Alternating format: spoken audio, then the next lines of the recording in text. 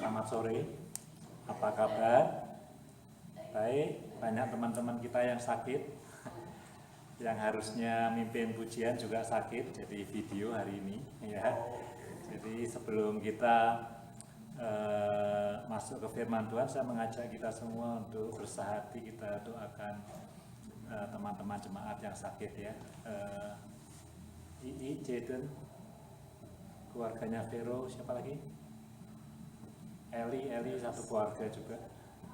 Anyone else? Oh, Clem masih ya, Ci?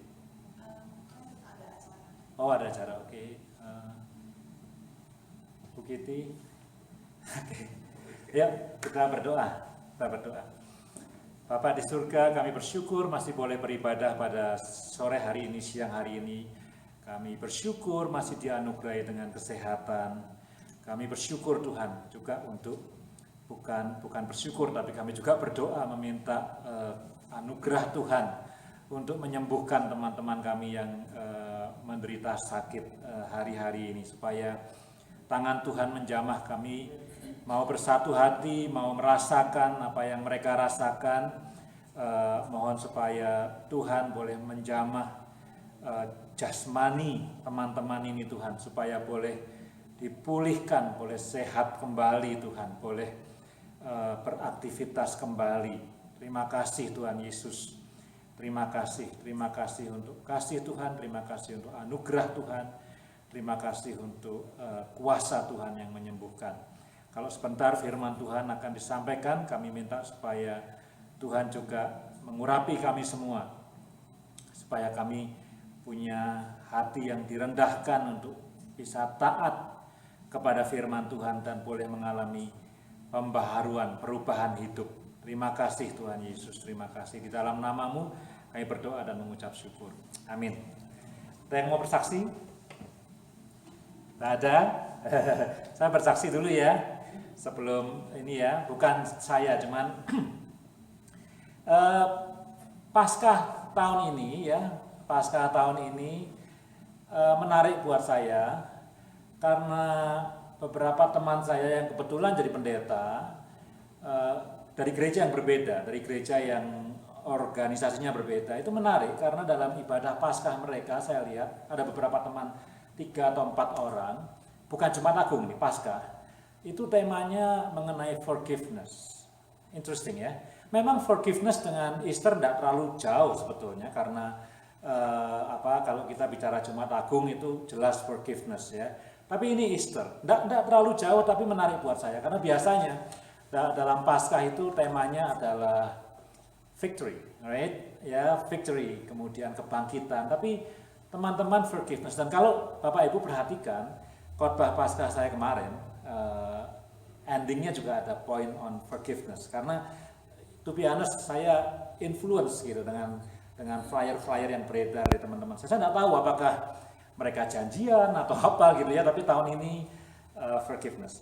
Nah, sebenarnya ada satu cerita yang saya dapat dari khotbah yang saya dengarkan beberapa hari yang lalu, tentang, ini cerita yang betulan. Jadi setelah saya dengar khotbah itu, kemudian tentu saya searching ke YouTube, searching ke Google tentang seseorang yang bernama Adolf Coors. Nah, kalau saudara suka minum bir, itu ada bir mereknya Coors, C-O-O-R-S, right? Ya, ini tentang orang ini, ya.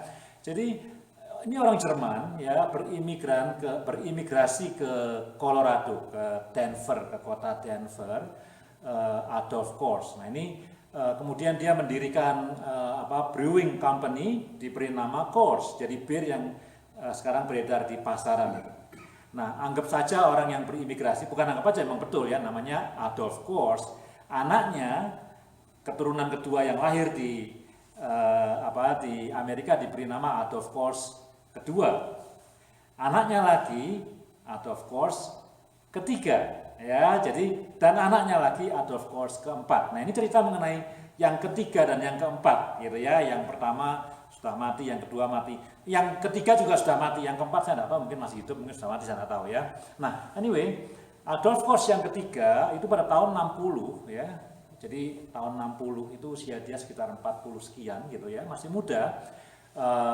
Dia dianggap sebagai ahli waris pemimpin dari perusahaan bir ini, diculik orang dan ditembak mati, ya, tapi tidak diketemukan jenazahnya. Jadi dia diculik, dari mau berangkat ke kantor dia diculik, kemudian dia ditembak mati.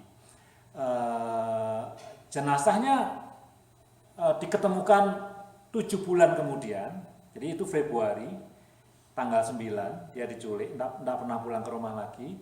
Ditemukan bulan September, tapi tentu tinggal tulang, ya, di tempat hiking gitu ditemukan, ya, tinggal tulang-tulangnya, kemudian diidentifikasi, oh ini Albert Kors ketiga, ya.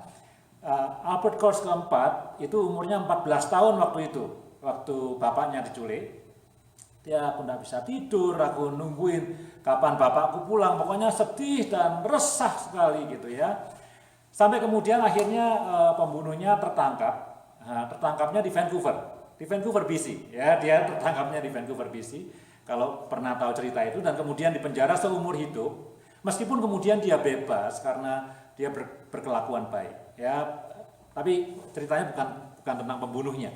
Nah, kemudian Adolf Kors yang keempat, gitu, ya, by the grace of God, percaya kepada Tuhan Yesus, bertobat, lahir baru, ya, lahir baru sungguhan gitu. Dan kemudian dia nomor satu agenda dia setelah dia lahir baru itu adalah memberikan forgiveness, pengampunan, ya, bagi pembunuhnya yang dipenjara itu. Jadi dia mau ke penjara itu, ya, mau menemui orang yang membunuh bapaknya itu, tapi tidak mau ditemui. Jadi pembunuhnya tidak mau nemuin dia. It's okay. Dia meninggalkan Alkitab untuk pembunuhnya itu. Dia bilang, aku datang untuk menemui kamu, tapi unfortunately kamu tidak mau ditemui. Tapi aku ingin mengatakan sesuatu, dia tulis di Alkitabnya itu, aku ingin mengatakan sesuatu bahwa aku mengampuni kamu. Dia bilang gitu. Dan yang kedua, dia punya dua. Yang satu, aku mau mengampuni kamu. Yang kedua, aku minta ampun sama kamu. Karena selama bertahun-tahun aku membenci kamu. Wah, luar biasa sekali, ya. Jadi aku mengampuni kamu, tapi aku juga minta ampun karena selama bertahun-tahun aku itu sudah membenci kamu. Aku tidur tidak enak dan segala macam. Tapi setelah aku consult dengan my pastor, dia bilang kalau kamu mau free dari semuanya ini, then you have to forgive. Ya, nah pastornya ini memberikan semacam ilustrasi gitu, ya. Kalau kita itu if we are not willing to forgive someone who hurt us, yang berbuat salah, yang menyakiti kita itu kayak orang yang dipenjara. Gitu. Yang gembok pintunya itu orang yang kita tidak mau ampuni itu. Ya, jadi kalau ada orang yang hurt us, menyakiti kita, dan kita tidak mengampuni dia, ilustrasinya kita kayak di penjara. Yang megang gemboknya siapa? Nah itu orang itu yang kita tidak mau ampuni. Nah, the only way to open gemboknya itu untuk to unlock gitu, ya, the door is by forgiving that person. Wah, saudara, saya dengar itu di khotbah berapa hari yang lalu? Belum lama, belum even selamat datang Bu, belum even seminggu gitu, ya. Saya sangat dikuatkan sekali oleh kesaksian itu. Ya, semoga kesaksian itu bisa jadi berkat untuk kita semua. Betapa forgiveness itu punya power gitu, ya. Dan pendeta ini juga mengatakan satu hal yang menarik. You know what? Saya juga nggak pay attention that much, ya, baru kemudian diingatkan kembali. Yes, ya, selamat datang, welcome. Ya, selamat datang Om dan Tante. Ini mama papanya Eva, ya, I assume, ya. Oke, ini mama papanya Eva, ya. So, welcome, selamat datang, ya. Saudara, the power of forgiveness. Nah, pendetanya ini mengingatkan kita, mengingatkan saya, ya, khotbah itu. Memang Tuhan Yesus terkenal, dia diutus oleh Bapaknya ke dunia ini supaya kita manusia berdosa bisa diampuni dosa-dosanya. No question, right? Kita semua tahu melalui kematian Yesus di kayu salib, orang yang berdosa dan percaya kepada Dia, dosanya diampuni. Tapi pendeta ini mengatakan, ingat nggak? Ya, waktu Dia disalib itu ya, Tuhan Yesus juga berdoa supaya apa? Supaya orang-orang yang mukul Dia, yang nyiksa Dia itu diampuni dosanya karena apa? Karena mereka tidak tahu apa yang mereka sesungguhnya lakukan. Ya, basically minggu ini saya diingatkan kembali the beauty, the power of forgiveness gitu ya. Before that forgiveness do to other people, it will do to me and to you. Jadi bagaimana forgiveness itu liberating, membebaskan kita dari penjara ya. Bagi sesuatu yang terlambat, ini kesaksian nanti lihat di YouTube ya kesaksiannya. Ya, saudara, hari ini kita sampai kepada Nehemia pasal yang kedua. Saya tidak berencana untuk membuat khotbah seri seluruh kitab Nehemia, tapi hari ini menarik dan saya bersemangat sekali untuk kita melihat Nehemia pasal yang kedua. Saya ada di depan nggak? Ada ya. Saya akan baca dari screen yang ditampilkan oleh Ali ya. Nehemia pasal yang kedua. Pada bulan Nisan itu kira-kira bulan April. Jadi not too far from us, tidak terlalu jauh dengan kita pada bulan Nisan, spring ini ya, kira-kira ya. Tahun ke-20 pemerintahan Raja Artasasta. Artasasta itu mungkin kita tidak bisa 100% membuktikan, tapi Artasasta ini mungkin ini adalah anak tirinya Esther, Queen Esther ya. Jadi dia anak laki-lakinya dari suaminya Esther, tapi bukan lahir dari Esther ya. Mungkin dia ini anak ya, most likely kira-kira begitu di Persia. Ketika menjadi tugasku untuk menyediakan anggur, aku mengangkat anggur dan menyampaikannya kepada raja karena aku kelihatan sedih yang memang belum pernah terjadi di hadapan raja. Ayat 2, bertanyalah raja kepadaku, mengapa mukamu muram? Walaupun engkau tidak sakit, engkau tentu sedih hati. Lalu aku menjadi sangat takut. Ya, dia takut sekali ya karena mukanya itu muram. Jawabku kepada raja, hiduplah raja untuk selamanya. Bagaimana mukaku tidak akan muram? Nah, ini menjadi poin pertama dari khotbah saya. Bagaimana mukaku tidak akan muram kalau kota tempat pekuburan nenek moyangku telah menjadi reruntuhan dan pintu-pintu gerbangnya habis dimakan api. Itu yang membuat mukanya Nehemia itu muram. Lalu kata raja kepadaku, jadi apa yang kau inginkan? Maka aku berdoa kepada Allah semesta langit. Kemudian jawabku kepada raja, jika raja menganggap baik dan berkenan kepada hambamu ini, utuslah aku ke Yehuda, ke kota pekuburan nenek moyangku, supaya aku membangunnya kembali.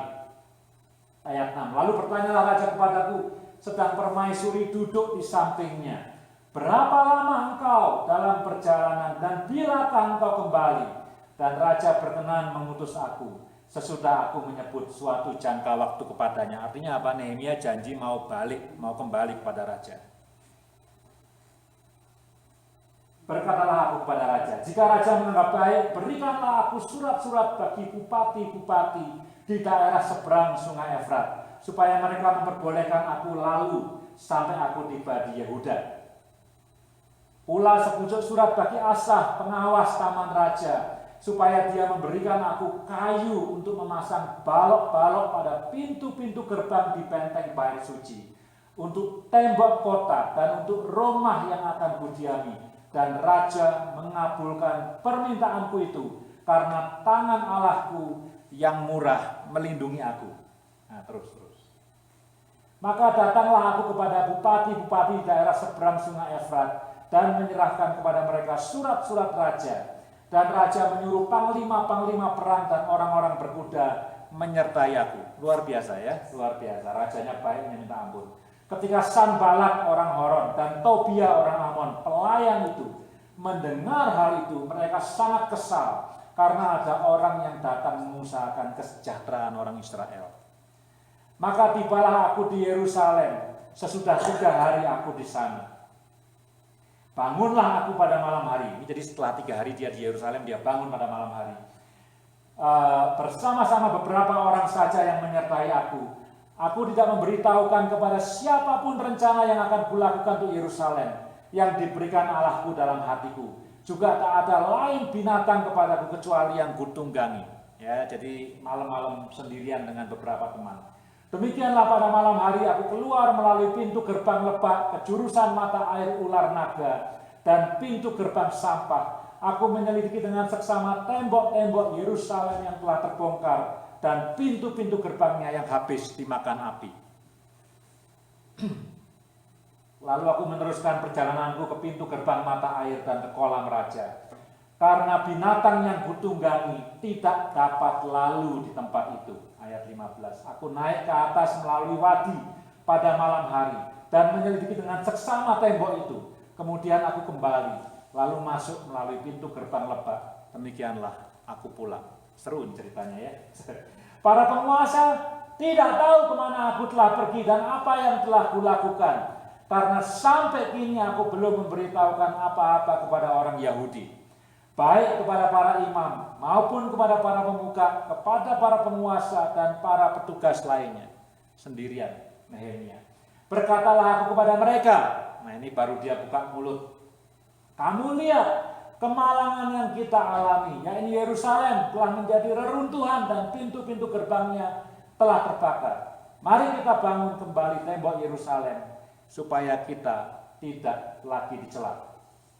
Ketika aku beritahukan kepada mereka betapa murahnya tangan Allahku yang melindungi aku, dan juga apa yang dikatakan Raja kepadaku, berkatalah mereka, kami siap untuk membangun, kata orang-orang itu, dan dengan sekuat tenaga mereka mulai melakukan pekerjaan yang baik itu. Ya. Ketika Sanbalat orang Horon dan Tobia orang Amon, pelayan itu, dan Geshem orang Arab mendengar itu, mereka mengolok-olokkan dan menghina kami. Kata mereka, apa yang kamu lakukan itu? Apa kamu mau berontak terhadap raja? Ya, kata mereka. Aku menjawab mereka, kataku, Allah semesta langit, dialah yang membuat kami berhasil. Kami hamba-hambanya telah siap untuk membangun.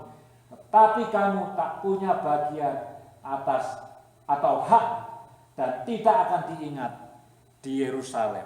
Ya, itu luar biasa. Nehemia pasal yang kedua. Saudara-saudara, ada orang mengatakan, ini interesting ya, ini pengetahuan buat kita belajar semua. Ada orang mengatakan, saya tidak terlalu ikut teorinya orang ini, tapi interesting. Di dalam Alkitab kita ada kitab yang kira-kira satu generasi ditulisnya dan berdekatan urutannya, yaitu Esra, Nehemia, dan Esther. Ya, ini menurut orang ini ya. Saya tidak terlalu persuaded, tidak terlalu persuaded itu apa ya? Tidak terlalu I don't want to buy his theory gitu. Saya tidak mau ikut teori dia, tapi interesting ya, interesting. Dia bilang Esra, ini kan ceritanya mengenai orang Israel di pembuangan dan kembali ke Yerusalem ya. Jadi Esra, karena dia seorang imam, ya, dia seorang ahli Taurat, dan dia pulang, itu very obvious, ini yang saya ngomong ini yang data-data betulnya gitu ya. Dan dia pulang membangun kembali bait suci yang runtuh. Jadi Esra itu adalah seseorang yang membangun kembali the spirit of Israel, kehidupan rohani Israel. Ya kan kehidupan rohani pusatnya di bait suci pada waktu itu ya. Kita tentu hidup rohani di gereja tapi juga harus di luar gereja. Tapi gereja melambangkan the spiritual life of of the believers, dari orang-orang yang percaya kepada Tuhan Yesus. Jadi Esra itu membangun kehidupan rohani orang Israel. Nehemia itu tidak membangun bait suci, dia bangun tembok yang runtuh ya, kota yang hancur lebur dibangun kembali oleh Nehemia. Jadi orang ini bilang Nehemia itu rebuilding the soul, the pride, kebanggaan dari orang Israel. Bukan the spiritual life, tapi the psychology of the people of Israel, of the Jewish people. Ya, bayangkan tanpa tembok, saya sudah bilang minggu lalu, betapa tercelanya kita. Tadi kan Nehemia bilang, mari kita bangun kembali tembok ini supaya kita tidak dicela orang. Ini bukan soal spiritual tapi tentang the psychology, ya, jiwa, the pride of the Jewish people. Itu Nehemia. Esther itu menyelamatkan jasmani. Kalau nggak ada Esther, mati semua orang Yahudi, punah orang Yahudi. Karena Haman mau membunuh semua orang Yahudi, itu misinya dia. Gara-gara Esther, praise God, orang Yahudi survive. Itu sebabnya ada hari Purim, memperingati hari Purim. Itu karena orang Yahudi bisa survive. Ya, technically kalau tidak ada Esther dan Mordekai, semua orang Yahudi punah. Tidak ada perjanjian lama dan mungkin tidak ada Tuhan Yesus. Habis semua. Gitu ya. Jadi orang ini mengatakan Esther itu menyelamatkan the physical, jasmaninya orang Yahudi. Kalau tidak ada Esther, punah orang Yahudi. Nehemia menyelamatkan the pride of the Jewish people, kebanggaan supaya tidak dicela, membangun kembali tembok kota. Ezra katanya membangun the inner spiritual life of the Jewish people karena dia membangun kembali bait suci. Ya, ini cuma introduction aja. Kita belajar dari satu orang yang punya teori seperti itu. Saudara-saudara, minggu lalu kita sudah belajar mengenai bagaimana Nehemia itu berdoa, ya. Yang datang, yang masih ingat, kita belajar bersama-sama bagaimana kehidupan Nehemia dan kehidupan doanya. Hari ini kita belajar tentang the quality, saya bilang the quality of leadership dari Nehemia. Kita semua ini leaders, ya. Leaders itu bukan saya, bukan Ali. Semua orang Kristen. Jadi message hari ini pesan buat kita semua, ya, the quality of leadership dari Nehemia. Ya, saya sarikan tentu based on chapter 2, berdasarkan pasal yang kedua. Yang pertama, tadi saya bilang ada di ayat 3b, ya, raja nanya, kenapa mukamu muram? Ya, ini Nehemia sedih, ya. Dia tidak sakit, dia physically fit, physically sehat, tapi di hadapan raja mukanya muram, gitu ya. Sampai raja nanya, ada apa dengan kamu? Dan kemudian Nehemia mengatakan, nggak apa-apa, nggak usah ditampilkan, nggak apa. Nehemia mengatakan, bagaimana mukaku tidak muram, ya toh? Karena kota Yerusalem itu hancur lebur, ya. Nomor satu yang saya belajar dari Nehemia, jiwa dia, kepemimpinan adalah kepedulian dia. Ya, tidak semua orang, maka itu minggu lalu saya sudah katakan, dia berpuasa, dia bersedih, dia berkabung, dia berduka, mendengar keadaan Yerusalem yang disampaikan oleh Hanani. Itu dia something gitu, menggelisahkan hatinya. Tapi apakah semua orang Israel punya sikap seperti Nehemia? Enggak.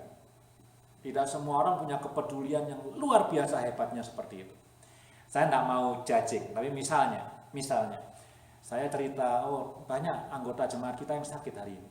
Tadi kita berdoa khusus, ya, di depan sebelum firman Tuhan kita doakan yang sakit. Beberapa di antara kita mungkin gelisah, ya, dia sakit ini, ya, what to do, ya, mesti kalau zaman dulu, zaman COVID gitu ya, zaman COVID yang dulu, kalau nggak bisa belanja, nggak bisa makan, bagaimana? Mesti dikirimi makanan, mesti dikirimi grocery gitu ya, gelisah gitu. Tapi mungkin juga sebagian besar kita ya nggak apa-apa, ya, cuek-cuek aja. Saya nggak bilang itu salah gitu ya, enggak ya. Cuman orang itu beda-beda responnya gitu ya. Ada yang apalagi kalau sekarang ya, bentar juga sembuh lah ya. Apalagi yang udah pernah kena COVID dan COVID-nya mild gitu ya. Oh ya, mungkin 3-4 hari sakit dan kemudian will be gone. Anyway, tapi Nehemia itu sampai mukanya itu sedih. Saya tuh bayangkan ya. Saya kasih pertanyaan kepada kita semua ya. Lebih mudah mana? Orang gembira, orangnya gembira atau bukan gembira lah, pokoknya tidak ada masalah ya. Kemudian mukanya sedih, atau lebih mudah orang sedih punya masalah, mukanya gembira. Ya, lebih mudah mana ya? Tahu pertanyaan saya. Lebih mudah mana orang sedih mukanya gembira atau orang gembira mukanya sedih? Yang kedua lebih susah. Orang gembira mukanya sedih itu susah. Kalau orang sedih, orang punya banyak masalah mukanya gembira, setiap hari itu kita lihat. Ini saya ketawa nih. Emang saya tidak punya masalah? Saya punya masalah. Tapi saya bisa ketawa, gampang. Ya, nggak usah bintang film, nggak usah pelawak, nggak usah aktor. Kita semua acting like that. Kita punya masalah, tapi kita bisa ketawa dengan gembira di depan orang lain. Tapi orang gembira mukanya sedih, susah tuh. Ya. Apalagi nggak sakit. Ini Nehemia itu extraordinary. Dia nggak punya masalah dan saya ketika menyiapkan khotbah ini semakin di-approve dengan apa yang saya sampaikan minggu lalu. Bahwa juru minuman raja itu adalah orang kepercayaan raja. Katanya, kebetulan saya kemarin beli satu Alkitab, kemudian saya buka ke Nehemia, ada Bible study-nya. Katanya nih, kemungkinan juru minuman raja itu the most trusted individual selain istrinya raja. Maka orang kedua yang paling dipercaya raja itu adalah juru minuman. Jadi Nehemia itu bukan kacung gitu, bukan orang yang mungkin kalau kita pikiran orang ini serving the wine gitu kayak pelayan, bukan, dia orang the most trusted person in the kingdom selain istrinya raja. Maka itu dia ada tulisan mereka ngomongnya itu bertiga. Jadi Nehemia raja, di sampingnya ada permaisurinya. Dah cuma 3 orang ini tuh, very inner circle of the king. Ya, dia hidupnya Nehemia itu hidup yang nyaman, bukan hidup yang uncomfortable. Tapi bagaimana seorang yang hidupnya begitu nyaman, punya posisi yang begitu dekat dengan raja, kok masih bisa mikirkan orang-orang sebangsanya yang ada di Yerusalem. Dan mukanya muram, padahal dia tidak kekurangan duit, dia tidak sakit, dia tidak kekurangan posisi, dia tidak kekurangan relationship dengan raja. Everything is good dan perfect. Tapi dia kelihatan sedih. Ya, ini sesuatu yang luar biasa. Nah, saudara, ini karakter yang pertama karena Nehemia itu punya kepedulian yang luar biasa. Beberapa bulan yang lalu atau beberapa tahun yang lalu, mungkin beberapa tahun yang lalu sebelum Covid, saya pernah khotbah dan saya pernah sharing dengan saudara-saudara yang hadir pada waktu itu tentang satu orang yang bernama Elie Wiesel. Pernah tahu Elie Wiesel ya? Pemenang hadiah Nobel perdamaian, ya, Elie Wiesel. Nulis buku, saya ada beberapa bukunya. Nah, salah satu bukunya itu menarik sekali. Dia mengatakan, the enemy of love, ya, musuh dari cinta atau kasih itu bukan kebencian. Ya, masih ingat itu ya? Atau lupa? Ya, dia ngomong terus. The enemy dari kebaikan itu bukan kejahatan. The enemy dari kejujuran itu bukan kebohongan. The enemy, pokoknya kita selalu kan melihat lawan kata, kalau jujur bohong, kalau cinta benci, kalau apa gitu kan ya. Betul kan? Ya, kalau the enemy of kenyang, lapar gitu kan, kita selalu lawannya gitu kan. Nah, ya. Saya masih ingat yang pertama adalah the enemy of love. Ya, itu bukan kebencian. Ya, nanti dia kasih list 1, 2, 3, 4 endingnya. Dia bilang the enemy dari semuanya itu adalah ketidakpedulian, ignorance. Ya, itu Elie Wiesel. Jadi saudara, ini hikmat nih. Dia bukan orang Kristen, dia orang Yahudi, pemenang hadiah Nobel. Dia survivor dari kamp konsentrasi. Dia mengatakan the enemy semua dari yang evil di dunia ini adalah ignorance, indifference, tidak peduli. Itu Elie Wiesel. Yang kedua, Albert Einstein. Nah, ini saya contoh-contoh ya, Albert Einstein. Tahu ya semua, pasti tahu lah Albert Einstein. Siapa yang nggak tahu Albert Einstein ya? Bapak dari fisika modern, Albert Einstein. Dia mengatakan, ya, dunia ini adalah tempat yang berbahaya. Ya, this world is a dangerous place. Ya, dia bilang gitu ya.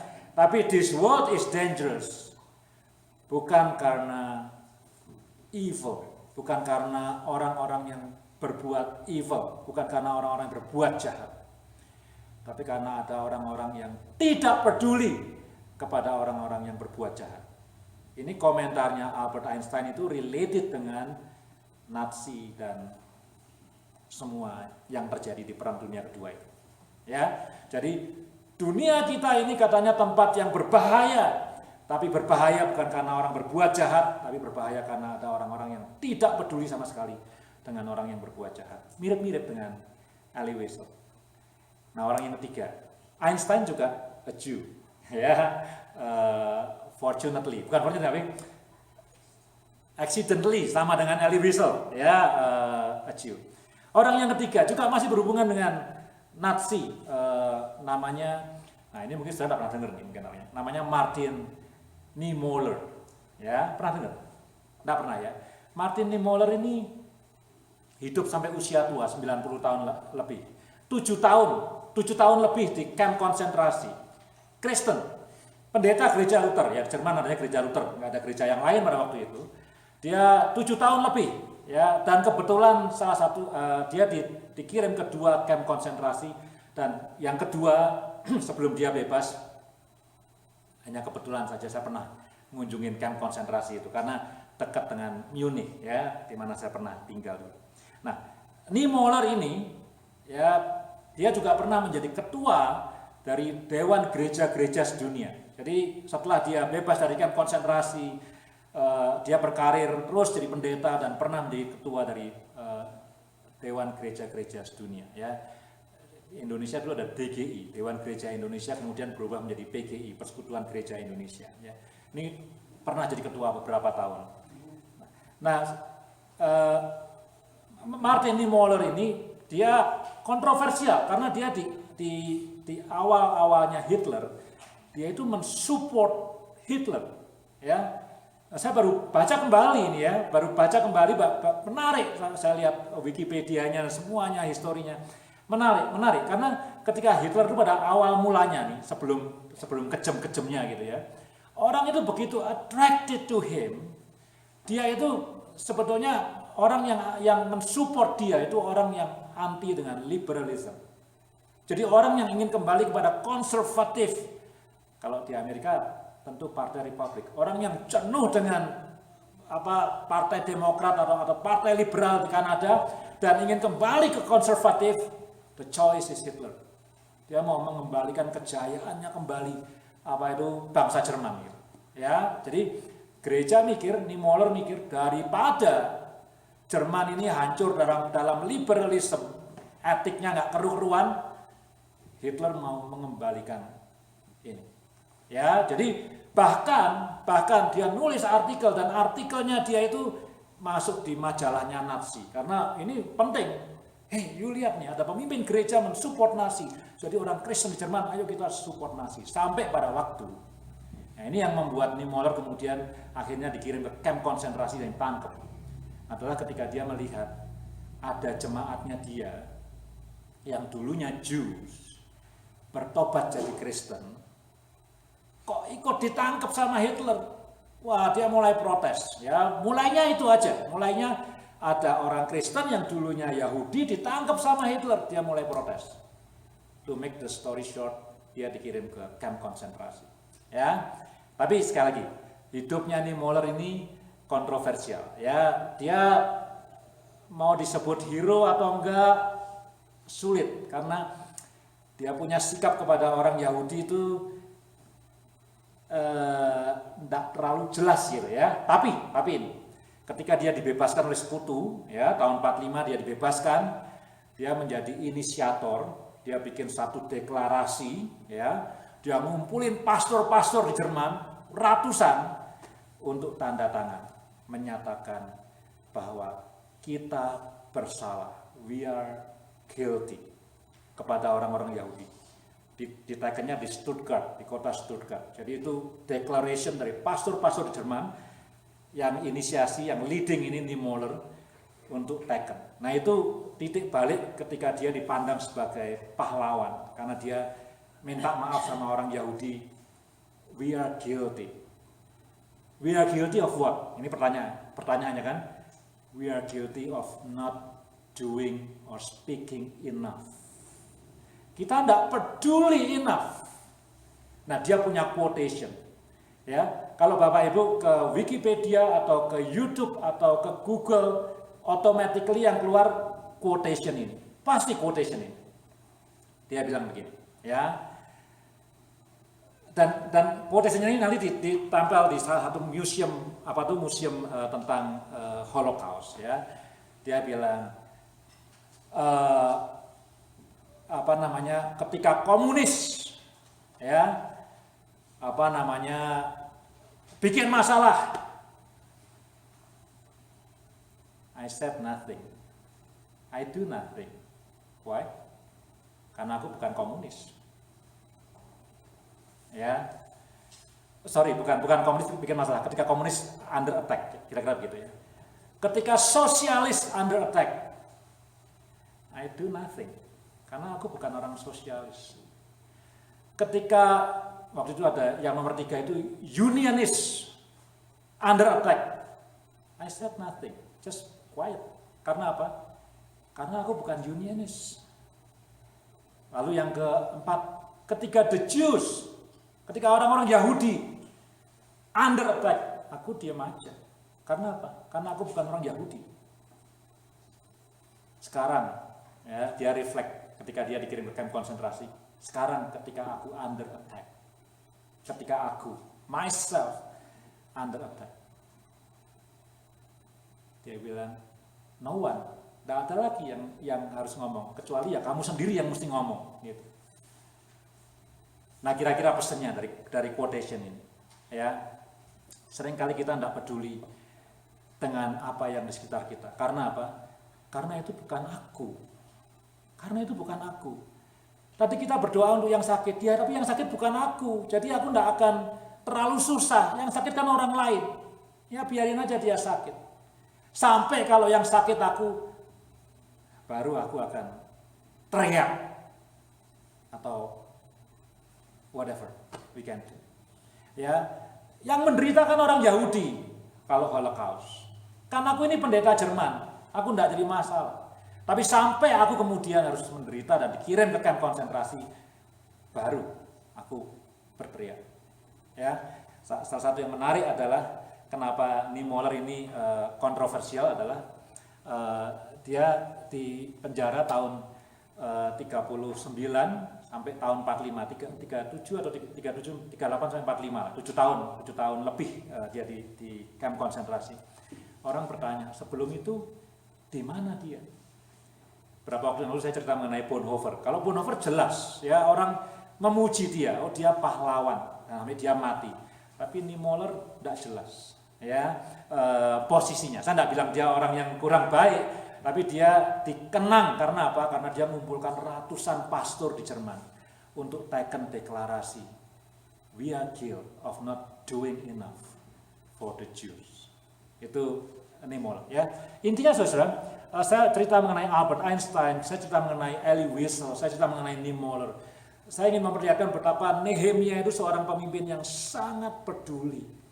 Dan dunia ini perlu orang-orang yang punya kepedulian seperti Nehemia ini. Ya, kita perlu. Kita mungkin mengatakan itu bukan masalahku. Ya, homeless di Calgary is not my problem.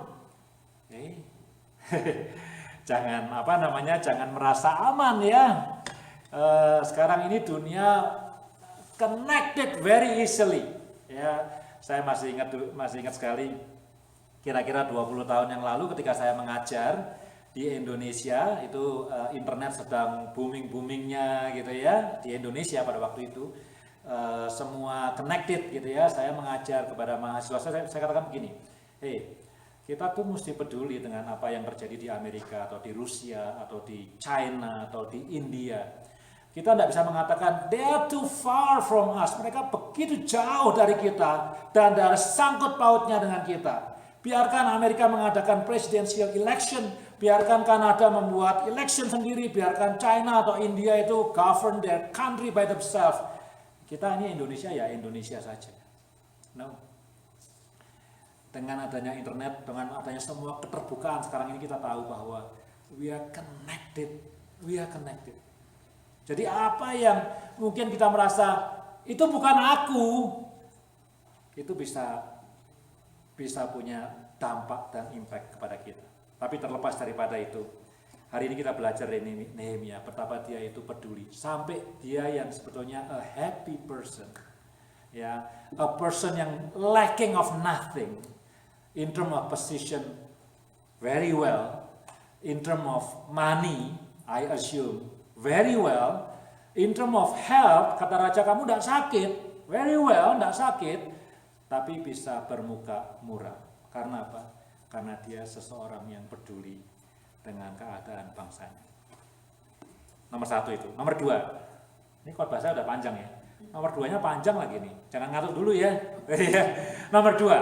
Nomor dua saya bilang Nehemia itu orang yang punya self control yang luar biasa.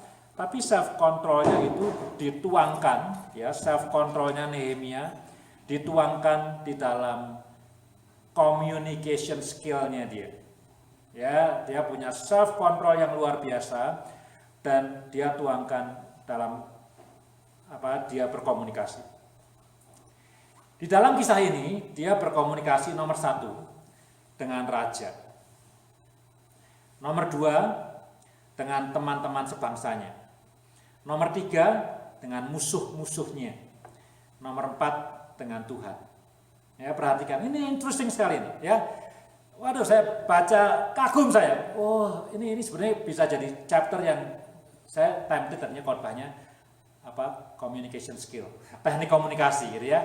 Ini dalam satu pasal dia ngomong kepada raja, kepada teman-temannya, kepada musuhnya dan juga kepada Tuhan. Ya, nah saya bilang saya wrap ini self control. Yang pertama kepada raja, ya.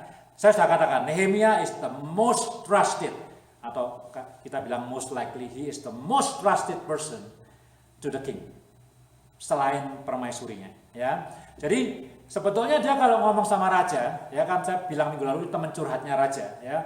Dia bisa ngomong enak sebetulnya, ya, akrab gitu, ya, kayak saya ngomong sama Ali, ngomong sama Bu Kiti, akrab gitu bisa ngomong. Tapi Nehemia lihat ya, ketika dia ngomong sama raja, pertama dia ada rasa fear, takut sekali. Bahkan di akhir dari pasal yang pertama, kan dia bilang tuh ya, tolong Tuhan supaya aku berhasil karena hari ini akan menghadap raja. Jadi sebelum dia ketemu raja itu dia berdoa, Tuhan tolong, aku ini takut mau ngomong sama raja. Saya tuh surprise ya, bagaimana orang yang trusted by the king itu takut untuk ngomong sama raja. Ya, harusnya kan tidak takut. Kalau dia aja takut, apalagi orang lain. Bayangin, ya. Kalau orang yang paling dekat dengan raja, teman curhatnya itu takut, apalagi orang lain.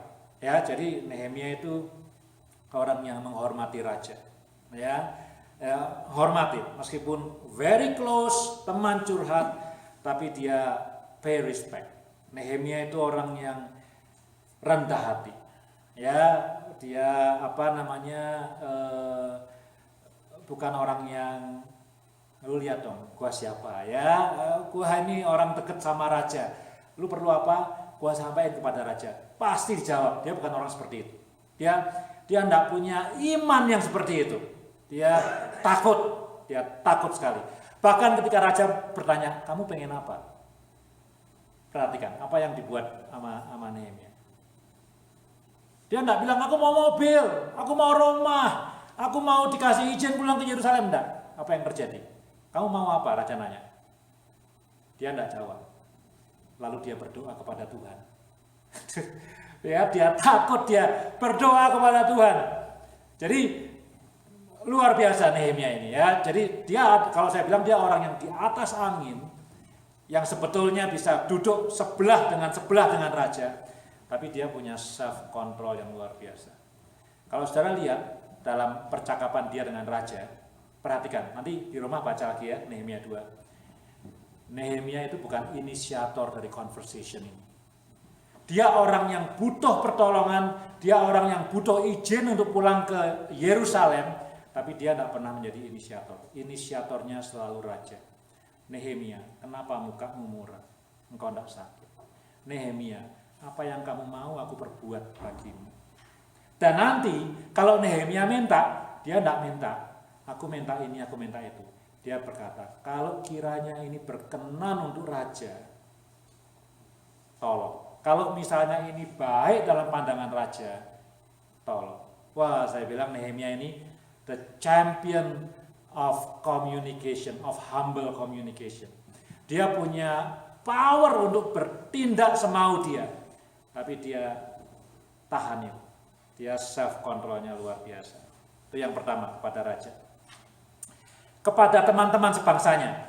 Nah ini baik. Ini saya waktu lihat ini saya ingat Bible study yang dipimpin Ali itu ya beberapa minggu yang lalu, bagaimana kita itu menjaga mulut gitu ya. Nehemia ini ya, sebelum dia ngomong kepada teman-teman sebangsanya, dia punya satu informan namanya Hanani, pasal yang pertama.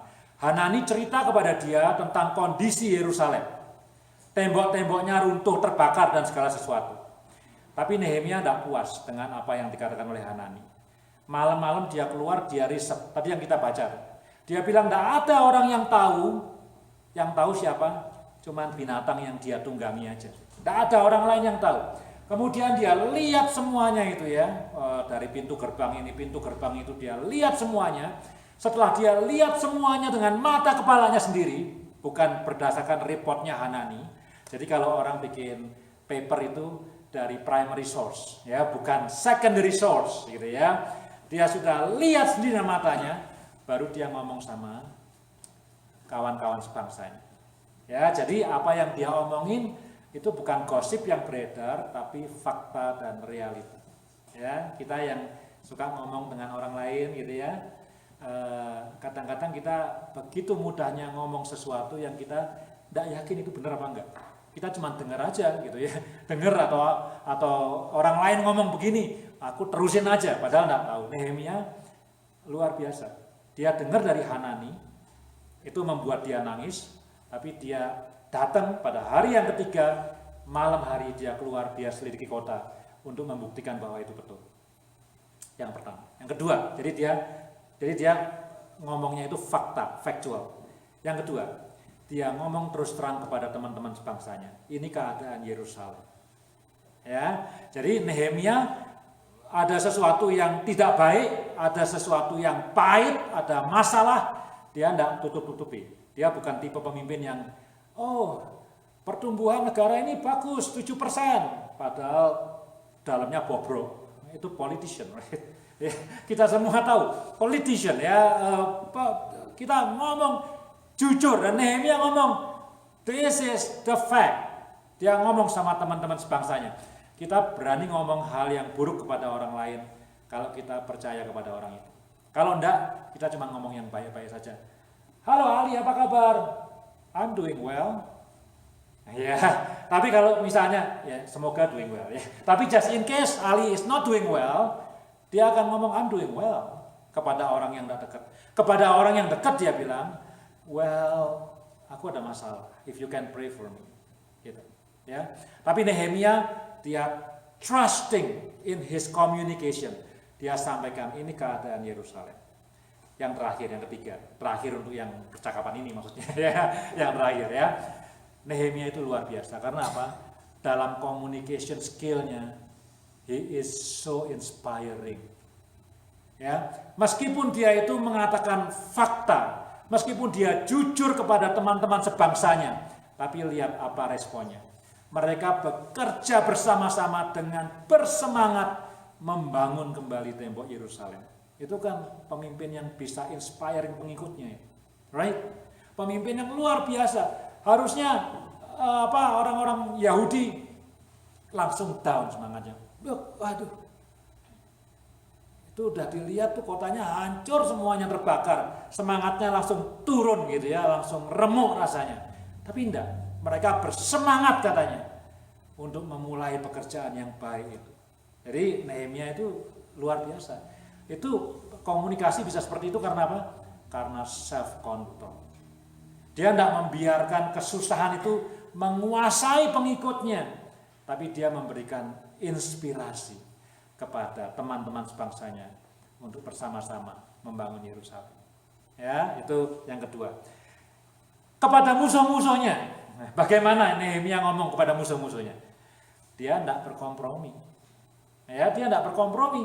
Dia tegas. Dia menggambar apa itu? Draw the line.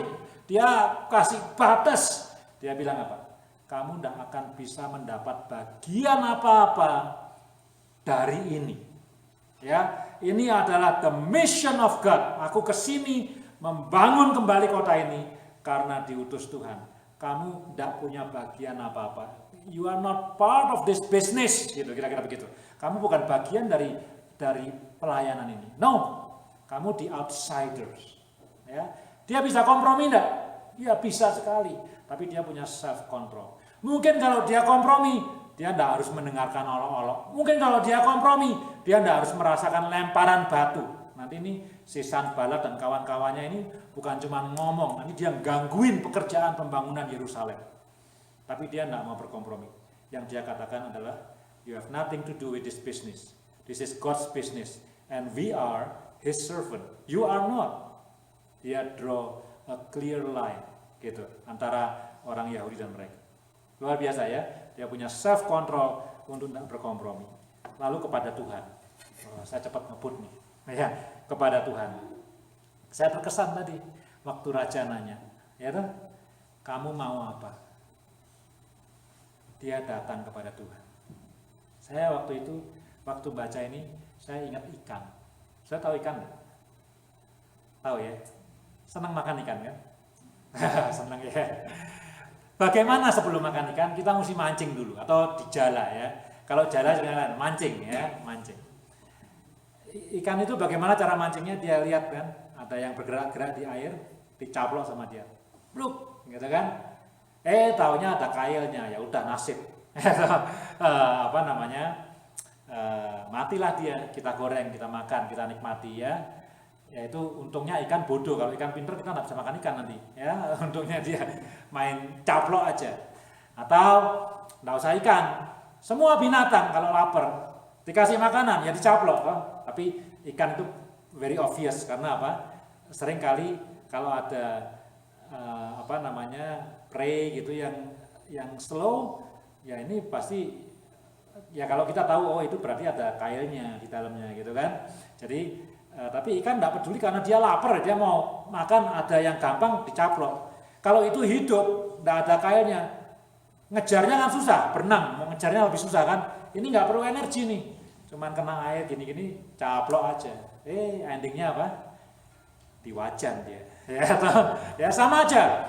Entah itu singa, bahkan anjing peliharaan ya, khususnya kalau di Indonesia. Dulu anjing saya mati karena apa? Diracun ya, karena ada makanan lapar, makan aja, dia nggak tahu itu racun atau enggak, yang ngasih tahu siapa nggak tahu, makan aja. Itu binatang ya, ada sesuatu caplok aja. Nehemia enggak seperti itu, raja nanya, what do you want? Oh itu kan kayak rajanya nggak jahat, rajanya baik, what do you want? Langsung, kalau kita ya langsung kayak kereta api ya, mau duit, mau mobil, mau rumah, mau pinter, mau segala macam. Tapi dia enggak, dia datang kepada Tuhan, dia submit kepada Tuhan. Sebelum dia ngomong kepada manusia, dia nanya kepada Tuhan dulu. Self control. Wah, saya bilang ini luar biasa nih ya. Mungkin lain kali kalau ada orang yang bisa explore lagi lebih hebat gitu ya, teknik komunikasi Nehemia dengan dengan 4 pihak yang berbeda ini luar biasa. Kepada raja, kepada teman sebangsanya, kepada musuhnya, dan kepada Tuhan. Dia exercise self control. Dia bisa berbuat dan dia tidak bersalah, dia bisa mengatakan hal-hal yang berbeda, tapi dia tidak melakukannya. Yang ketiga, yang terakhir, poin yang terakhir ya. Tadi yang pertama apa? Nehemia orang yang peduli. Ya, kita perlu orang yang peduli ya di dunia ini. Bahkan saya katakan gereja ini perlu orang yang peduli. Ya, gereja ini perlu orang yang peduli. Bukan cuma orang yang baik, tapi orang yang peduli. Yang kedua, pemimpin. Nehemia punya good communication skill, kalau bukan great. Tapi foundationnya adalah apa? Self control. Kalau kita tidak bisa mengendalikan lidah kita, itu Yakobus ya, kita tidak bisa mengendalikan tubuh kita, karena dia bilang kalau engkau bisa mengendalikan lidahmu yang kecil itu, engkau mengendalikan seluruh tubuhmu. Ya, itu Bible study-nya Ali. Yang ketiga, Nehemia adalah seorang pemimpin yang percaya kepada doa, bukan kepada kekuatan diri sendiri. Ini saya nomori ya.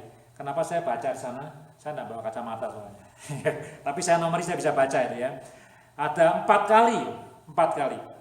Di akhir pasal yang pertama, ya. Biarlah hambamu berhasil hari ini dan mendapat belas kasihan dari orang ini. Ini doanya Nehemia. Jadi dia melihat keberhasilan itu sebagai anugerah dan pertolongan Tuhan, bukan sebagai semata-mata kekuatan dan kemampuan dirinya sendiri. Ya, itu yang pertama. Lalu kalau kita lihat di ayat yang ketiga, ya, ayat yang ketiga. Oh bukan, sorry. Ayat yang ke-8. Ayat yang ke-8. Dan raja mengabulkan permintaanku itu karena tangan Allahku yang murah melindungi aku. Ya. Raja itu baik kepada Nehemia bukan karena dia the most trusted person, tapi karena tangan Allah yang murah melindungi aku. Itu nomor 2. Nomor 3, ayat 18. Ayat 18. Ketika aku beritahukan kepada mereka betapa murahnya tangan Allah yang melindungi aku. Ya, ini ketika Nehemia ngomong sama teman-teman sebangsanya. Tangan Allah yang melindungi aku. Ayat 20 ini kata Nehemia kepada musuhnya. Jadi dalam setiap komunikasinya kepada pihak lain, aku menjawab mereka, Allah semesta alam, dialah yang membuat kami berhasil. Wah, luar biasa ya Nehemia. 4 kali dalam satu bagian yang pendek. Dia put the credit on God, not on himself.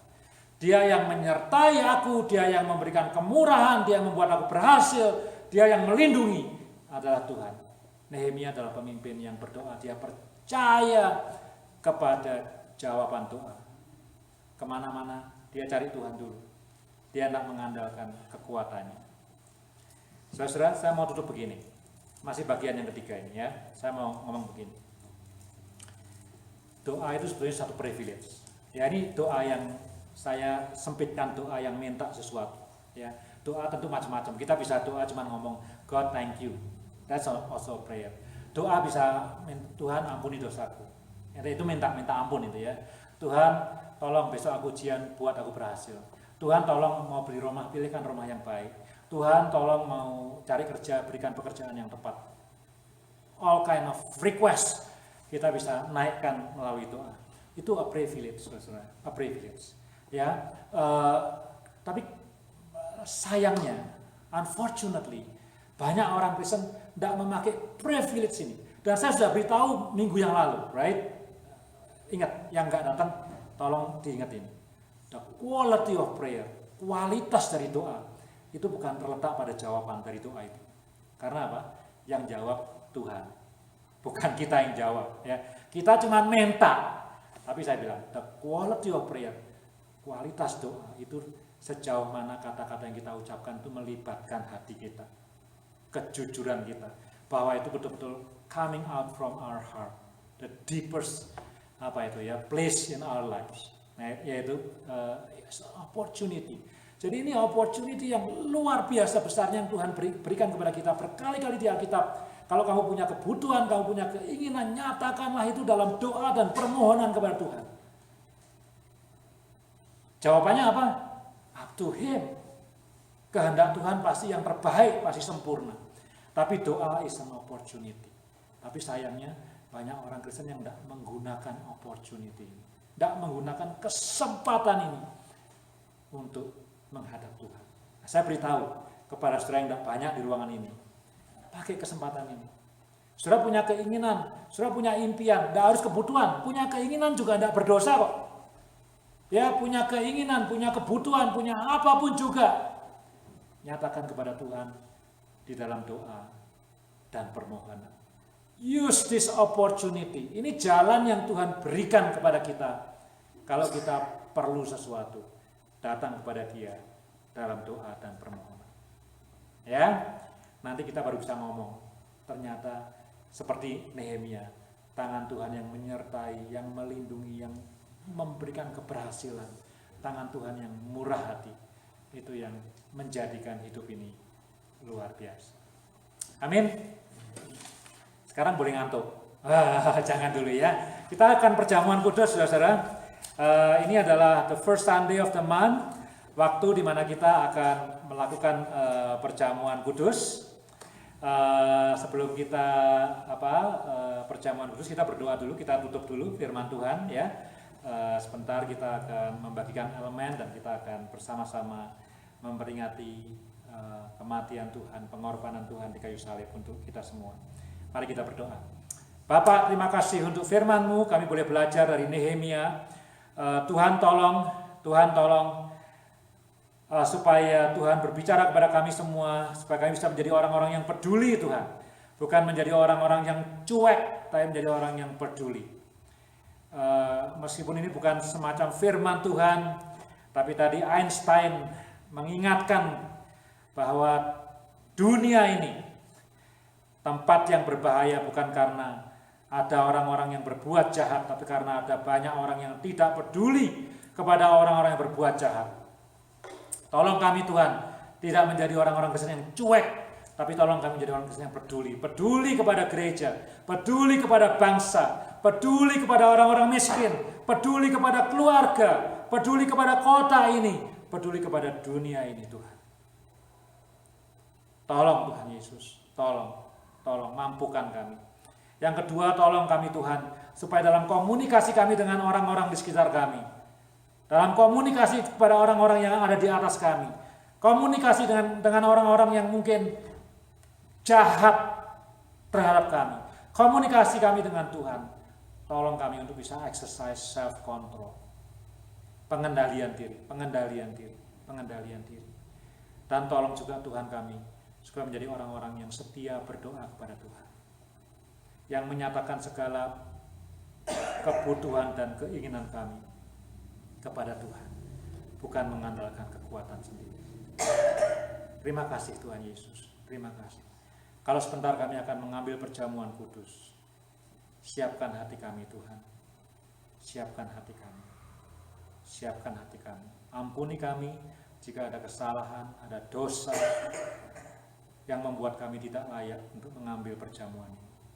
Kami ingin menghormati dan bersyukur untuk kematian Tuhan Yesus di atas kayu salib, menebus dan mengampuni dosa-dosa kami.